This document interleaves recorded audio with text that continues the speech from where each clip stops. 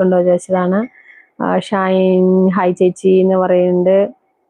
ലിൻചോ hi എന്ന് പറയുന്നുണ്ട്. ദീപ്തി ഈ ലേഡി ബ്രാഹ്മണ കഥ പറഞ്ഞ് രസിക്കുന്ന പരിപാടി നിർത്തിയില്ലേ? ഇല്ല കുഞ്ഞേ, നിർത്തിയില്ല. നീ എന്തിനീ ബ്രാഹ്മണ കഥ പറഞ്ഞ് കേൾക്കാൻ വരുന്നേ?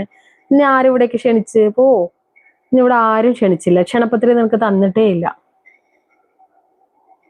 അതെ, വല്ല എന്താണ് അത് എഴുതാനേ അറിയില്ല. ഇവര് എന്താണ് പറയുന്നതെന്ന് ഇവർക്ക് വല്ല നിശ്ചയവും ഉണ്ടോന്ന്?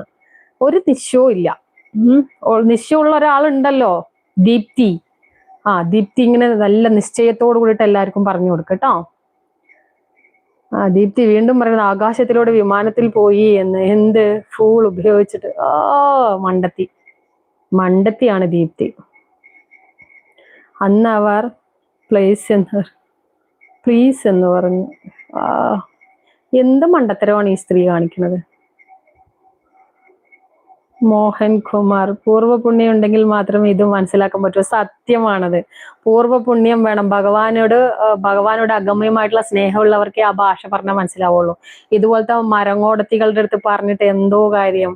തലയ്ക്ക് വെളിവില്ലാത്ത ശൂന്യ തലയുള്ള ആ തലയ്ക്ക് വല്ലതും കേറുവോ? ഭഗവാന്റെ കാര്യം പറഞ്ഞാൽ കേറുവോ? അതാണ്.